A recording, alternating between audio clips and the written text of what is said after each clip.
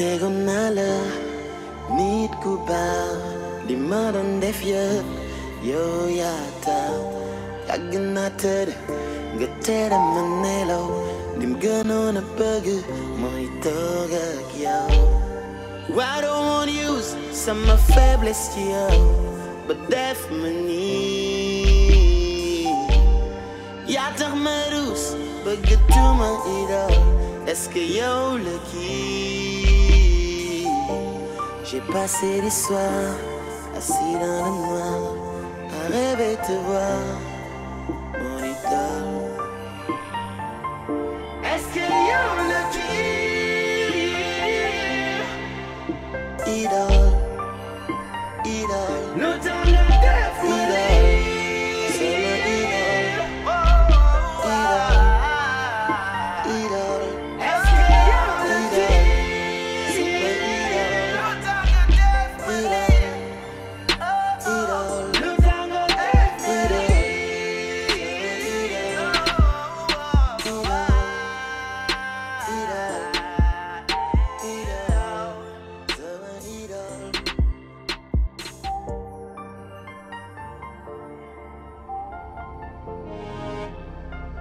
xamoon naa ne yow doo nitu dara mais à ce point yow nga tas sama kër sama papa sama yaay tasaaroo ma nekk ci problème yu dul jeex tout ça à cause de toi yow sa ëmb yàqu ngay takk biir di takk ay leket Rousseau di yor leket di wër yow da nga yaakaaroon ce jeu day continuer éternellement.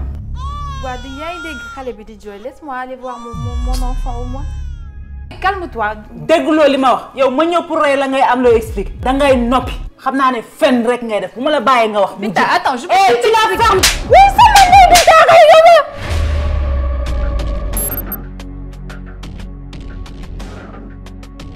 est-ce que xam nga Margot dinaa ko rey.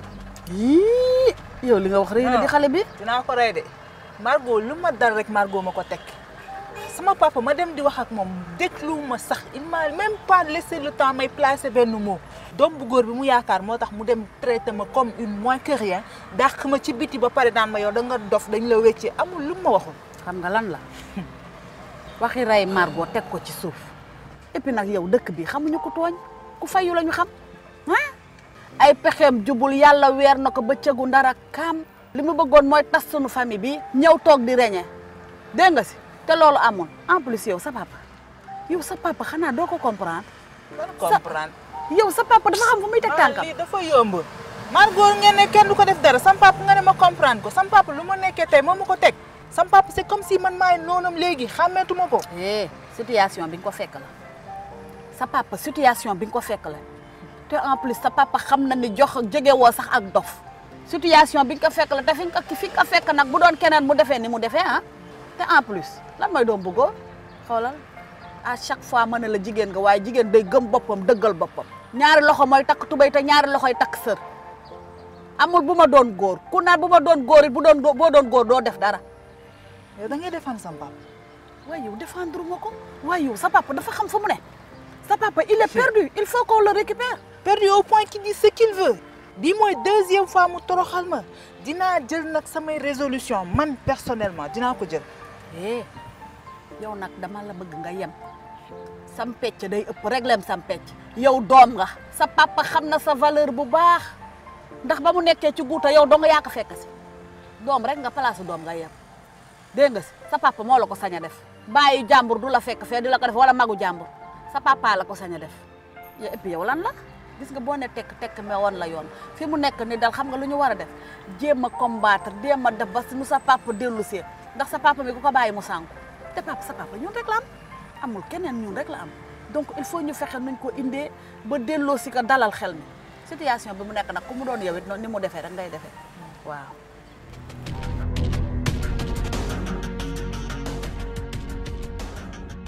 Carole yow yaa ngi téye sa téléphone ma lay woo depuis ce matin tu réponds pas à mes appels. xam naa li nga may doyee Margot sa vidéo yi nga bëgg nee naa la dinaa ko defal nank rek. je trouve un moyen de le faire nga foog je vais pondre ça wala. yow man maa la wax ne vidéo yi laa lay doyee. lan la kon en plus yow sax ngay mel ni ku jógee daj lan la sa lunette yi doo ma ko summil fan nga gis naaj fii. mënuma koo summi. soo mënulee summi say lunette nga génn sama kër ma nekk di gis sama bopp mel ni xaw ma lan lii moom duma ko nangu sama kër de soo ko mënulee summi rek nga abal ma.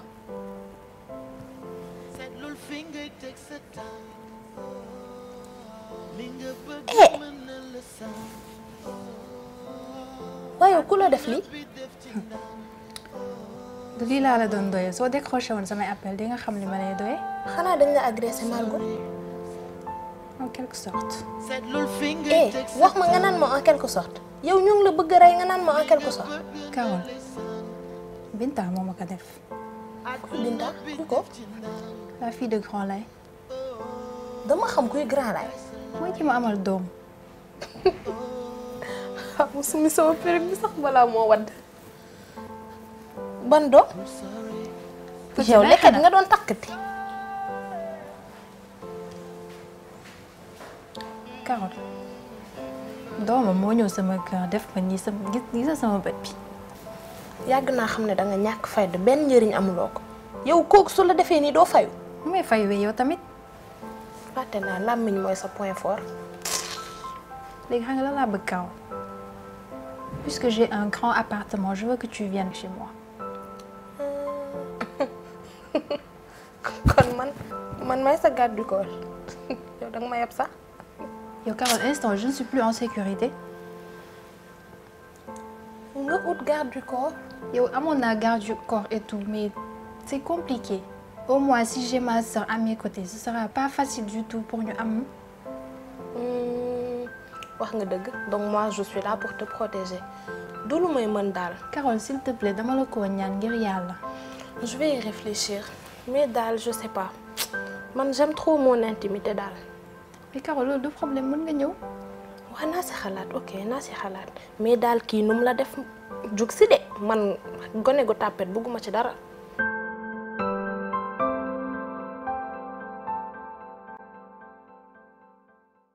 Qu'est-ce que tu proposes aujourd'hui? Moi, je vais parler des données personnelles. Ok. Les données personnelles, nga xam ne nit yi seen yëfu bopp yi la ñuy jël di ko exposer. Parce que loolu mën na jur ay affaires yu néfaste pour ñoom. Parce que en fait lu ñu war a xam mooy ne que internet bi loo fa mënti def ci sa données personnelles day des. C'est stocké. que nga defoon ko en 2008 wala en 2009 ba 2020 sax mën nañ ko génneewaat. Si loolu sax amoon na benn reportage bu ma demee woon def rencontré un certain monsieur Camara. Monsieur Camara. Il m'a vraiment appris. Données personnelles boo koy dégg moom mooy bépp information boo xam ne mën nañ ci ràññee nit am ay information ci nit ki. mën na nekk filiation maanaam at boo juddu mën na nekk sa tur sa sant.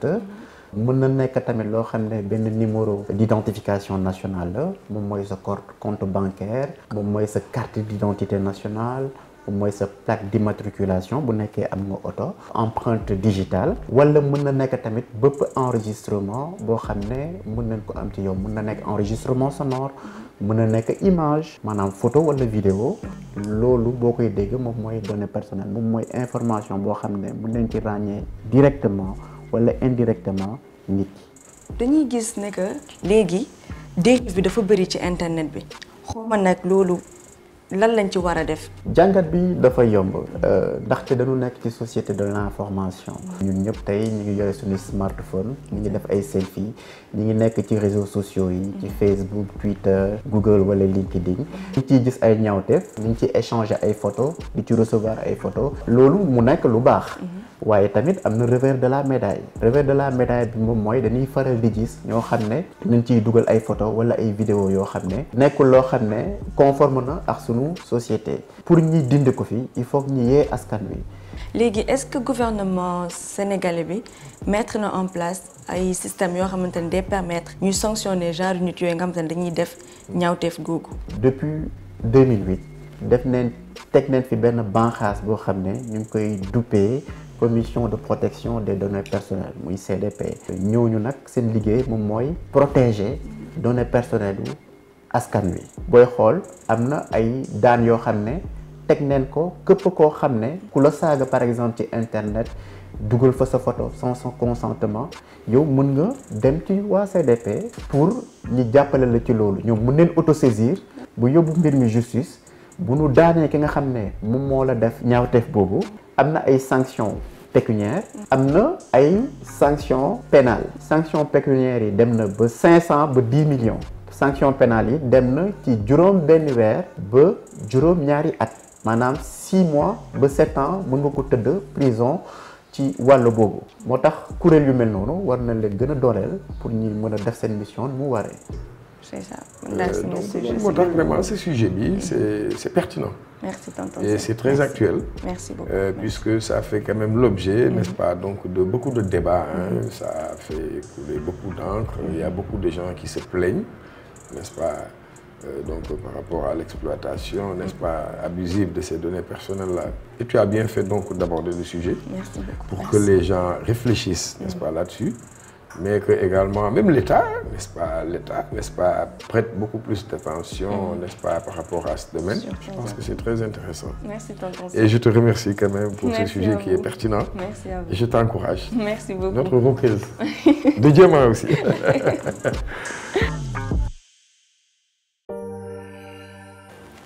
waa Dior looy def fi ma foogoon ne yaa ngi ci suuf.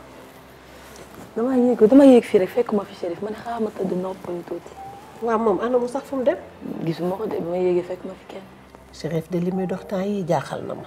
fekk ma ko fi de tàggoo la. tàggoo ma à moins que mu ñëw fekk may weer de mu bañ ma déranger. sûrement. waaw. Et ta rencontre avec Amar, comment ça s'est passé? Ah, c'était pas facile, maman. J'imagine. J'ai tourné autour du pot pendant un bon moment. Ouais. Bah, finalement, je lui ai dit et heureusement, il a compris. Ouais, ni mo gën sax nga wax ko benn yoon mo gën mu am espoir. Ouais, quand même. Tas yaakaar la mais nag mieux vaut lui dire la vérité. Te sax nag c'est la distance qui a eu raison de notre amour. C'est pas facile. Amour à distance moom yombul. waaw yow waxuloo ma ba léegi de tu me caches quelque chose. Comme quoi? Tu m'avais dit que tu n'étais plus amoureuse de Amar. C'est que keneen nga bëggoon. waa léegi wax ma kan la. dëgg la sax de toi. keneen laa bëgg. Ou bien tu n'as plus confiance en moi. Ce n'est pas une question de confiance. Plutôt question au kersa là en fait. Kersa mbëggeel ak kersa xanaa kooku xamoo ko. si xam naa ko bu baax. Eh bien alors doo ma wax kan la. Chérif laa grande sœur. yow bu ma ne grande sœur. ah lan la yow kañ laa la gëj a gis.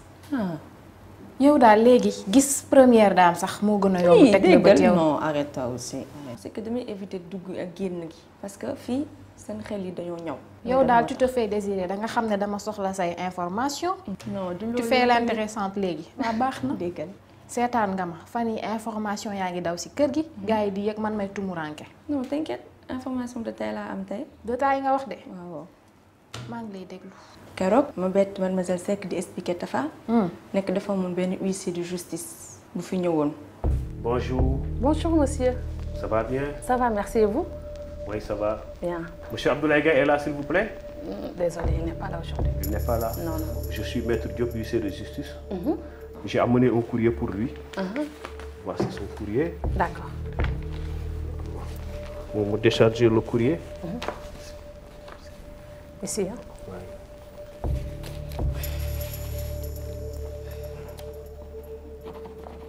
C'est bon? Je vous rappelle que c'est un commandement. Je suis venu à la requête de monsieur Abdoulaye Fall. C'est un commandement de payer sous week-end. Cela veut dire dans un délai de 8 jours. Okay. S'il ne satisfait pas à ce présent commandement, nous lui serons obligés de lui y comprendre par tous les voies de droit. Ok. N'oubliez pas de lui rappeler ça. D'accord. Merci, au revoir. C'est moi. Bonne journée. Merci. J'ai ça mon patron, l'homme de Fatih. Monsieur. Technique.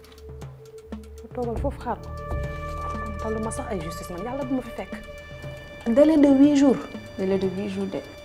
1 2 3 4 5 6 7 8. information yu mel nii nan la ñu mën a amee ci biir kër gi ay mademoiselle Seck ak Tafa di ko yëg te man yëguma ko alors que man la gën a concerné.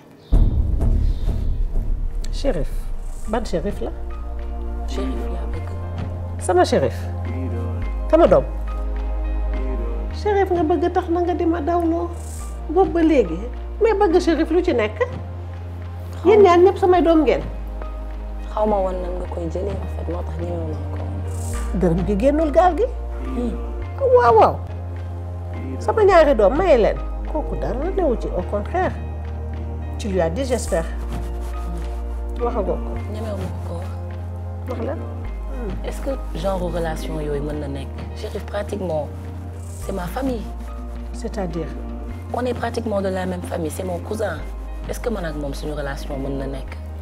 Dior yaak Chérif vous êtes cousins par alliance man maa dox seen diggante donc du nekk sëy bu jege xam nga lu ñuy bañ sëy bu jege yaan tool lool seen ñaari yaay yu bokk wala seen ñaari papa yi su jegee mooy indi yenn complications yi am léegi mais yaak Chérif dara newu ci non non non te gis nga kër gii caaxaan du fi am boo leen bëggantee yéen ñaar nekk ci même sous le même toit duma leen seen ngeen di dem ak dikk waxtaanal ak Chérif su fekkente ne d'accord na suba ma oolu sa papa ñu dox sëy bi tout de suite ah amul damaa gaaw caaxaan laay bañ fii caaxaan du fi am laay leen amul caaxaan bëggante nekk sous le même toit ñaari xale bu ñu bëggantee nañ leen maye balaa leneen ak leneen di ci dugg ah waaw waaw mais nag na nga ko wax ah waaw kay je te vois sourire au moins dem naa ci suuf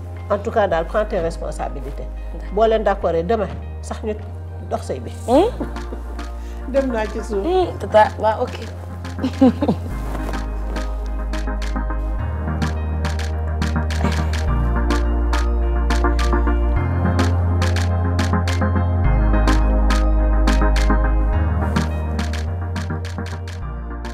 naa la laaj dara juste une question yëgoo ci dara si li ma la wax. Racky xoolal bu ma fontoo de. ah moi je fais que demander. yow ma wax la nga indil ma ay information da nga foog ne léegi man damay bàyyi sama liggéey di dem di wuti ji ay information. je demande seulement. wala léegi tu veux inverser les rôles man ma nekk ki lay informer. may laajte rek. yaa ngi may tutoyer de. non moom yow tamit am na leneen lu ci bokk de. parce que pareegoo. Penda xamoon nga ne que Margot elle était pas enceinte. xam nga lan la yow sa nopp yi baaxul. ma ne Margot elle n'était pas enceinte. Racky waxalu la wóor Margot fii la toog fii nga toog nii ma jàkkaarloog moom. dañuy wax waxu congé de maternité. te chaque jour ma rombanteeg moom West Info. ma gis biiram nga naan ma elle était pas enceinte. d'accord au début elle était enceinte après elle a perdu son bébé leket la doon takk. yow nag danga ma yàq yow Racky. kon baax na. leket. erreur bi ma def mooy j'ai pas enregistré ndax su ma la indilul preuve doo ma gëm sama nopp moom moo ko may ma dégg Mademoiselle Seck di ko expliquer Tafa nii. j'ai tout entendu. tout Margot de xamoon naa ni que elle était dangereuse et capable. mais pas à ce point. est-ce que xam nga kan moo ko ëmbaloon nekkate. yow yaa ngi may bëgg a tiital de. xam nga moo ko ëmbaloon.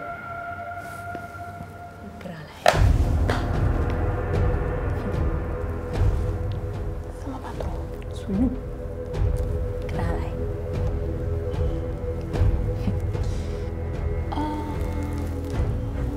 xanaa léegi pour information informé naa la. kay moo tax pintaane ma naan. Penda. Racky xam nga lan la. waaw wuyu ma doy na dégg nga. bu fekkee da nga am yeneen man je n'en peux plus là c'est assez. info rek nga bëggoon informé naa la maa ngi dem léegi dégg nga xam naa doo mën a. Racky yow ëppal nga de. bonne journée grande sœur. man kay je peux pas passer une bonne journée yàqal nga ma sama journée. huissier. leket. léegi man damay bëgg a jommi wala lan man ban univers laa nekk.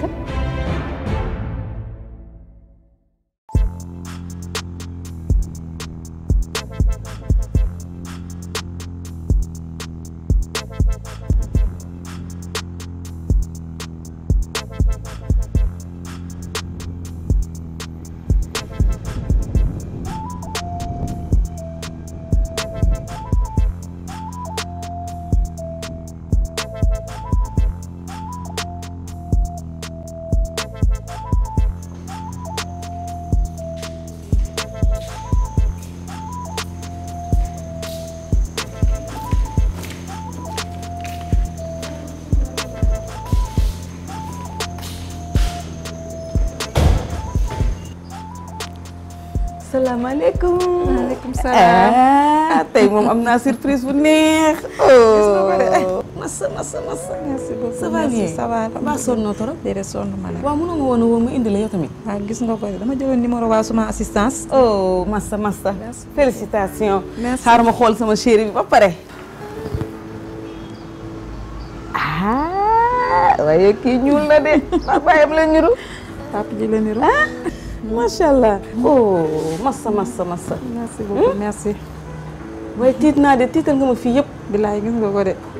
waaye ça va alhamdulilah. mais woo nga Alima. woowaguma ko déedéet. doo ko woo. dinaa ko woo. incha allah dinaa ko woo après. wax ko ne am nga ko waroon a woo yow tamit moom nga waroon a woo njëkk a woo sax mu ñëw. dëgg la kay dëgg la moom. woo ko wala bu ma jógee fii ma jaar fa wala ma woo ko. incha allah d'accord bàyyi bu ma kii naa ko woo parce que foog nga woo ko de dañuy ngénte de. ay ngénte. duñu ngénte. maa bu mu nelawee léegi yàggul. ñu tudd rek. nga mbokkam yeeg yooyu bu ñu gisee ma nekk fi di ngénteeg def yu rëy yooyu. dañuy ngénte de. yii de nañu kii rek nañu tudd noonu rek moo gën xam naa li ma la wax. ay noonu rek ñu tudd. mu ne na su ngénte bi amoon léegi nit ñi commencé di ko wax ci dëkk beeg yooyu looloo tax nañ tudd rek. loolu nga gis. waaw kon nag na gaaw. waa léegi. affaire héritage bi luñ ci wax ba léegi. waxuñu ci dara. nee na doo jóg dem wax ak ñoom nga laaj li nga moom yow it nga toog rek di leen xool. toogoon dama doon xaar ba yàlla may ma yu sedd guy rek bu ñu mën a lijjanti loolu. nee na yaa ngi sàggan de lijjantal lii gaaw. léegi yow yàlla def na nga am doom bu góor. yow par force da ngay doon. kenn mënu laa teree doon. dëgg la kay. lijjantil lii yaa ngi dégg li ma la wax. ndax man mi damaa yàqamti am sama wàll. wax naa la ko nag. dëgg la kay damaa yàqamti am sama wàll de. waaw man ne nag li ma bëggoon de mooy. sama affaire doom bu jigéen bi doo ma ci jàppale ngir yàlla. yow yaa ngi ci wax jooju ba léegi. maa ngi ci wax boobu parce que danga ma ne woon naa toog ba yàlla may ma sama bopp ak jàmm ak salaam kay dimbali ma gis sama doom bi moo gën. kooku moom duñ ko gis dinañ ngénte ba pare lijjanti affaire héritage bi. ne ma sañoon dama koy gis nag wax dëgg yàlla. déedéet ji tamit nag nen man maa la ne dinaa la ko indil xam naa ne bu ñu ngéntee dinañ lijjanti miraas bi. dëgg la de ñu jox ñu sunu wàll. waaye xam nga démb li ma am doom ni sama xel dafa gën a nekkaat ci kële looloo tax. loolu dëgg la xam naa ko waaye yow tamit il faut nga comprendre ma ñu jaarale affaire yi ni ñu ko war a jaarale mu jaar ci yoon man loolu laa bëgg man boo ma dégloo rek di nga am li nga bëgg ma am li ma bëgg. incha allah bu neexee yàlla dinaa la ko indil léegi bàyyi ma daw dem kër ga rapidement toggal la supp ak ruy indil la nga kii repose-toi bien bul jël benn xalaat di ko def sa bopp sa doom di nga ko gis incha allah su ma la nee di nga ko gis di nga ko gis. maa ngi ñëw léegi incha allah dégg nga. incha allah amul problème ok repose-toi. d'accord merci merci beaucoup merci. à tout à l'heure. ok.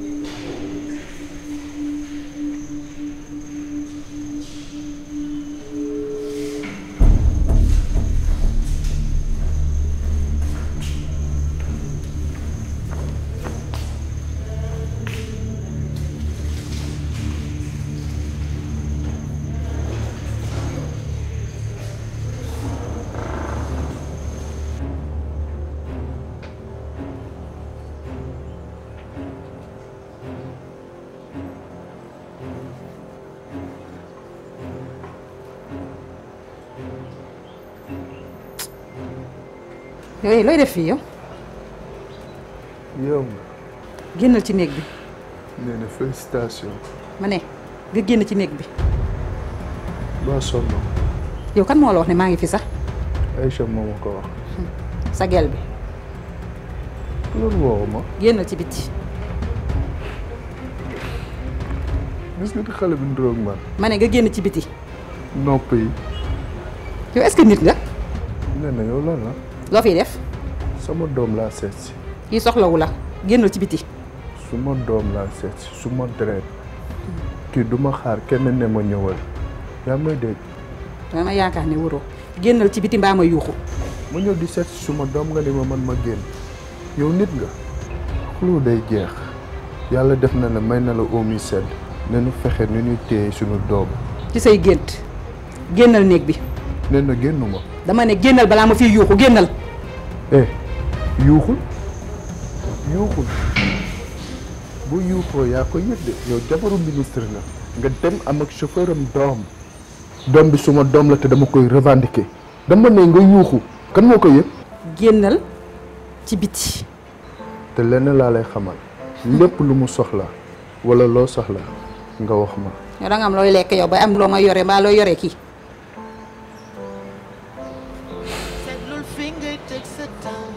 yow looy xaar.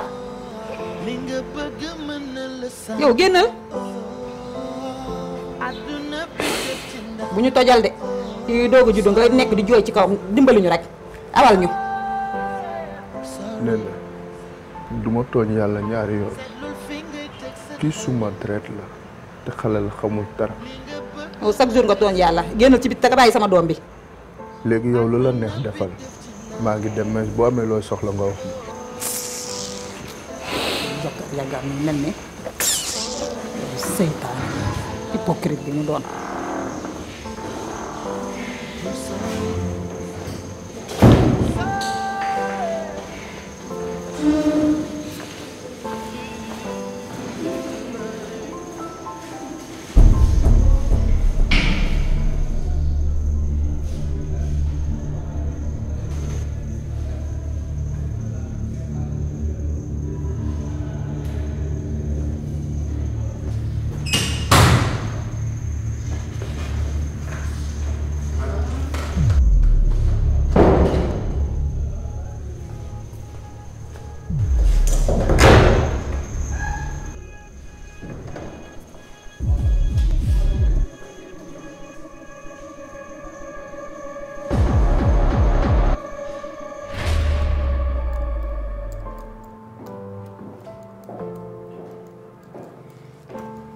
Bonjour.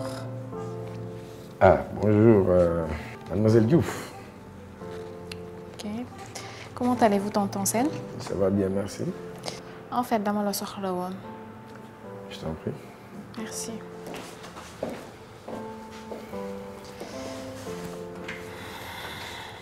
Ouais, je t'écoute. En fait, c'était à propos de Grand Laye. Daf ma convoqué ci bureau pour dénk ma benn mission. Et je dois avouer que mission bi ma dénk en fait dafa xaw a compliqué. Ça me met dans une position embarrassante. Ah bon? Parce que daf ma dénk benn mission boo xamante ne ça consiste à licencier Margot. Ah bon? Nee naa ko nag bañuma ko mais le problème c'est que awma motif valable bu ma ko dàqee. Tontu na ma nee na ma que je suis une directrice des ressources humaines, il m'a mis ici pour que je fasse mon travail, certes, mais nee na ma que je dois moi-même trouver un motif pour la licencier sans pour autant que lui-même mu jox ma explication pour wax ma lan moo tax ma war a dàq kooku. Margot licencier ko lu ñuy sa war a def la mais sama liggéey dama ko war a jaarale ci yoon. Il faut que ma def les choses dans les règles. Vous connaissez Margot mieux que moi. Xam nga ne bu baax que elle est très futée, elle est intelligente et elle ne va pas se laisser faire. Su ma ko exposer les affaires au licenciement, elle risque de saisir l'inspection du travail. Te umpalewu la ni que Grand Laye ci ay problèmes juridiques la jóge. Si l'inspection du travail le saisit, il risque d'avoir encore d'autres problèmes. Te loolu aussi dama ko koy bañal. Mais il ne m'a même pas laissé parler. On va même dire que daf ma ko imposer. Ba pare tegal ma ultimatum.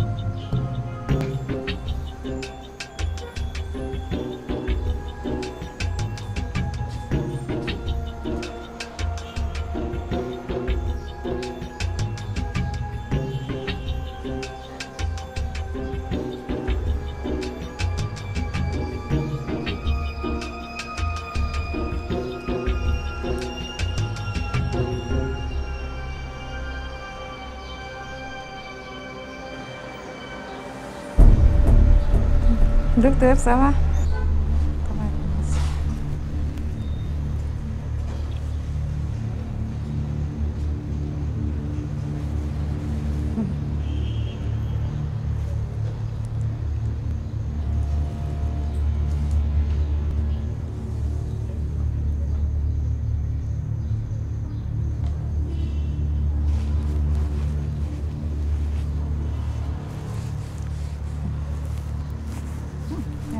Merci beaucoup.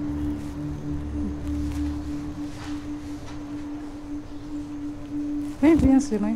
Tu peux toi.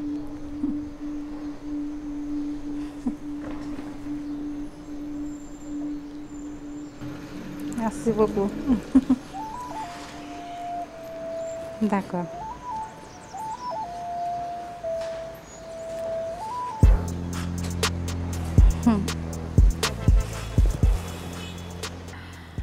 Mademoiselle Diouf, j'ai bien entendu tout ce que tu as dit. Et je comprends un peu ta position en tant que DRH. Mais il faut savoir que l'AI, c'est le PDG. C'est lui qui est à la tête de West Info. Et que tu ne peux pas aller à l'encontre de ses directives. Bon, puisque nous sommes tous ses employés. Et qu'il est le seul à décider qui embaucher et qui licencier. C'est sa propre responsabilité. Et qu'il peut partager avec qui il veut. Parce que si le tribunal du travail doit convoquer quelqu'un pour répondre par rapport à cet acte, mais c'est bien lui, et ce n'est pas toi. Donc, je vais te dire une nouvelle approche. Par exemple, tu es très ami avec Binta.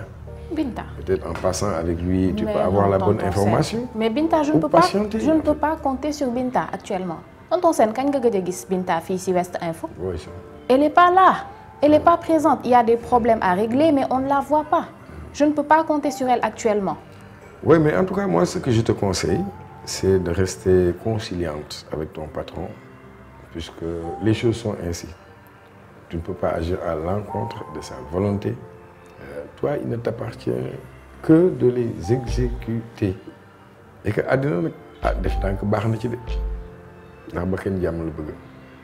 c'est ce que je te conseille de faire. Toi, tu viens de débuter ta carrière, alors là, il faut y aller vraiment mollo. D'accord, tonton Sen. Merci pour les conseils. Je vais en tenir compte. Mais je t'en prie. Merci.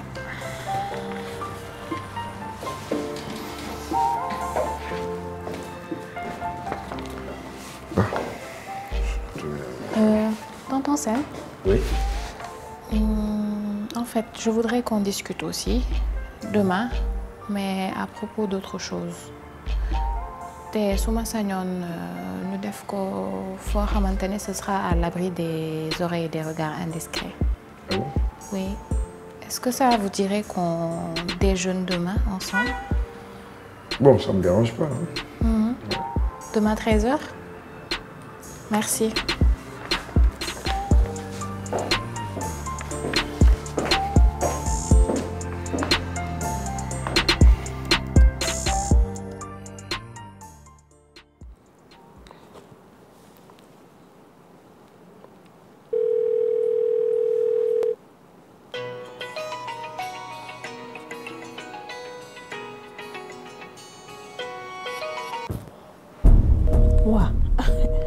Qui doit me raccrocher au nez en plus. M'a insisté.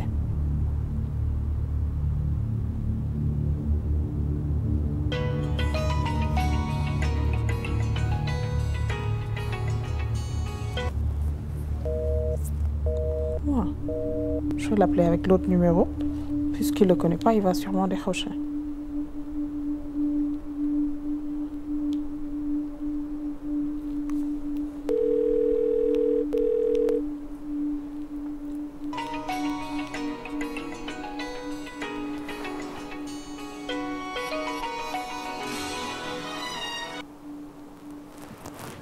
Allô? Coucou Rappé, pour raccrocher, déglu-moi s'il te plaît. Yow lan nga may woowee? Waaw s'il te plaît, déglu-moi. Yow amatul lu ñu war a wax man ak yow. Coucou Rappé, dama feebar. Nga dem hôpital faju ji, man duma docteur, ok? Waaw Coucou Rappé, s'il te plaît. doo ma seeti dama feebar. Asu xam nga la laa bëgg nga génn sama live carrément. Est-ce que loolu mun na nekk? waaw maa la tooñ baal ma maa ngi jéggalu. baalu ma la yow bàyyi naa la à vie et puis yow kan nga may jëndee sa mbër fonde boobu nga may jëndee yow nii nga bëgg a jàppee sa life quoi yow bu teyee paa yi suba mbër yi ku nekk mooy dugg yow doo jigéen bu baax bàyyi ma oublie-moi. xoolal comprendre ko kooku depuis bu yàgg dafa ma sonal topp ma. mais dama ko ñemewul moo tax ñemewu ma ko bàyyi yow tamit ñëwoon ñu solution s'il te plaît. Asou man du ma xale bu ndaw booy nax Asou du li ma la bëgg nii xam nga xam ko tax nga bëgg a foowee sama xol bi bëgg a dox sama xel bi loolu du ma ko nangu yow amul loo ragal ci àdduna man xam naa la bu baax a baax a baax. lenn rek laa bëgg nag gis nga guddi nga doon jàpp di ko manipuler di def lu ko lu la neex. changé na jeex na man ak yow jeex na ok. waa léegi suñu mariage bi nag. mariage amatu fi. xam ne ñëpp laa ko wax. yow dinaa la takk yow ak ni nga mel nii Asou man ak yow jeex na te bu ma woowati ok fàtte ma. waa déglu ma allo allo waa kii fawul de.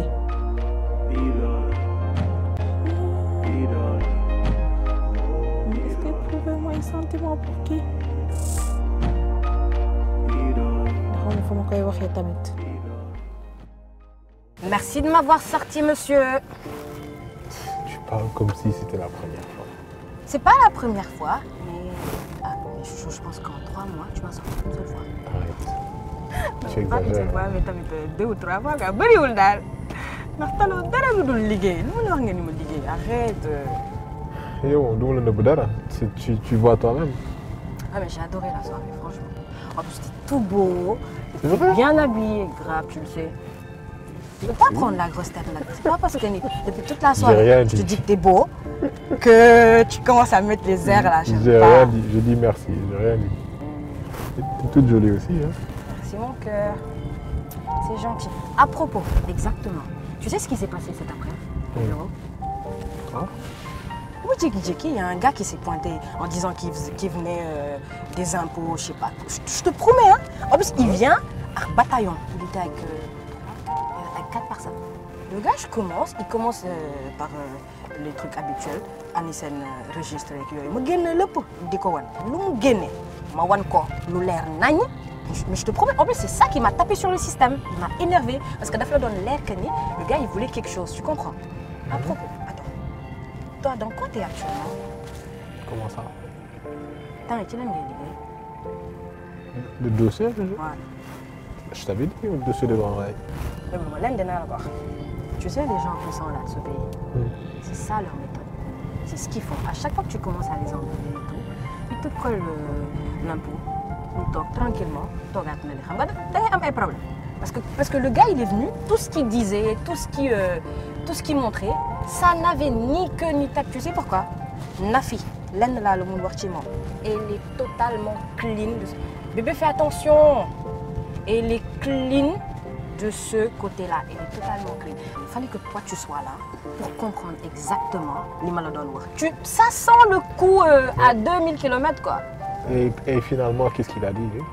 Bah, il a dit qu'il revenait, il m'a laissé. De toute façon, il y a un dossier là-bas, hein. Tu le verras. Comme parce que là, comme on va rester clean, il n'y a rien à dire. En tout cas, tu as intérêt à te calmer. Je ne sais pas ce que tu fais parce que je ne veux même pas savoir. Comment ça? Mais j'ai rien fait. De toute façon, je ne veux pas savoir parce que de toute façon, il faut que je l'aide. Hein. C'est mon ancien patron, il est dans des problèmes, il est dans de sales draps, il faut que je l'aide. Je déteste l'injustice, je ne peux pas laisser passer ça. Je suis désolé. En tout cas, you have to be careful. D'accord? Parce que, comme je te dis, ces gars-là, ils rigolent pas.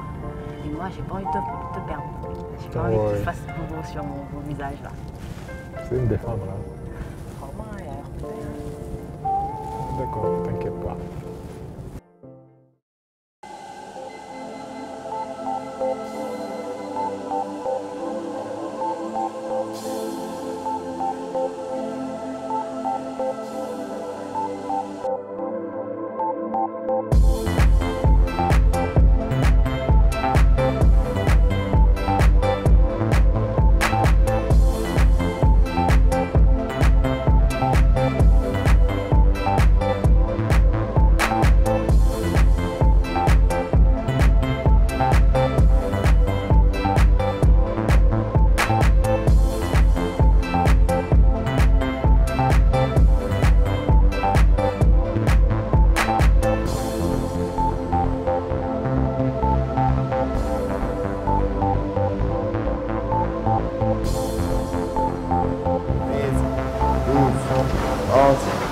Bonjour. C'est vous le gérant. Arrêtez-moi la musique s'il vous plaît. Arrêtez-moi la musique s'il vous plaît, c'est la police. Arrêtez-moi la musique. Arrêtez-moi la musique.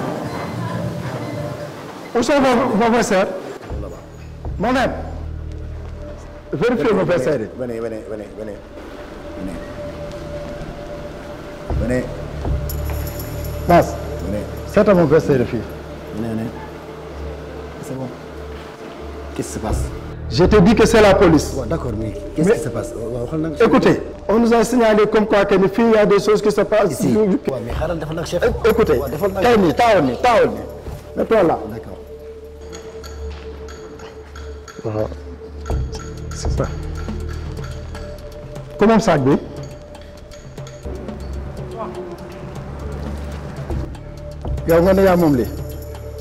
C'est mes affaires alors. xam nga dañu signalé ni salle bi am nañu fi xew yoo xamee ni baaxul di fi jaay drogue di ko fi utiliser yaa ko moom. Ne vous inquiétez pas, je l'ai testé. Ceci est juste une nouvelle formule bio. Je n'offre que le meilleur à mes clients, monsieur. Je suis sûre que ça va se vendre comme des petits pains. waaye yóbbu leen ba ci yaay kii mu. Tudu. taw tël. Balaa nga may yóbbu nga xool qu'est-ce que c'est super. mais li farine la. On allait wax sànq ba léegi. Vous savez, moi j'adore cuisiner. Les beignets par exemple, les gâteaux. teel ma nii nañ leen dem kii ku mu fontoo la bëgg.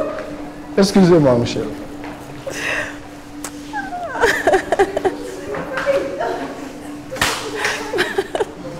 Ils sont très drôles, hein? Yes.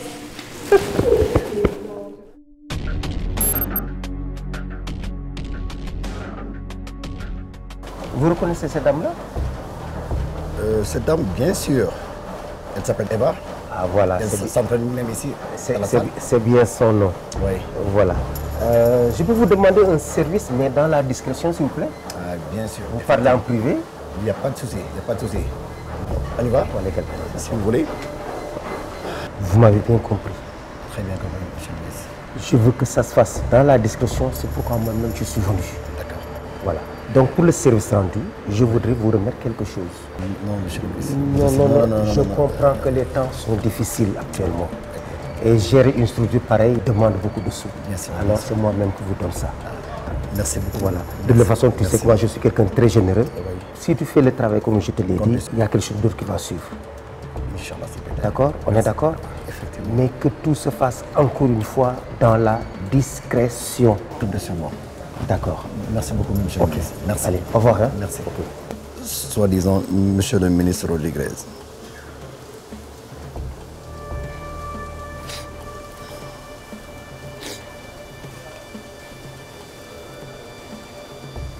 Allô? Eva?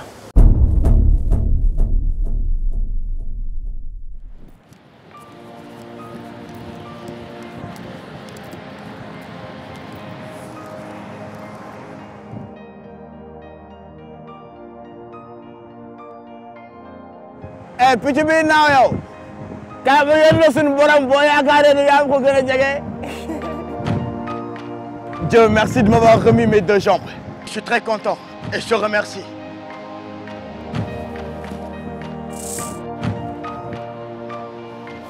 Je sais que c'est parce que tu m'aimes que tu m'as fait beaucoup souffrir. Tu es patient. C'est parce que j'aime Adams, c'est parce que j'aime Néné. Et c'est parce que j'aime Rodriguez aussi que je vais faire très mal. Et je serai patient aussi. Tout comme toi. Mais puisque je suis content, il faudra que je parle d'amour, non? Parce que la vie est amour. C'est par amour qu'on est là, n'est-ce pas, Dieu? Alors si je te parle d'amour, tu me comprendras. Et tu feras tout ce que je veux, n'est-ce pas? Jigéen bu ñuul da nga ñuul ay melo muy taar boole ci di tàkk ni wurus ba ma la nee jàkk la am lu fàqee ci yow ni jalax ci man ni dal ci sama xol man ni dal jaaxaan faw ma tas ko de faw ma maas nuun bi parce que je suis tellement content. Alors mes roses, Chacune de vos qualités sont des pétales et vos défauts des épines. Mais l'amour rend aveugle. Alors je ne saurais voir vos épines, n'est-ce pas? Voilà. Laissez mon cœur vous cueillir. Car sinon, je pourrais que souffrir. Yeah. I'm so happy.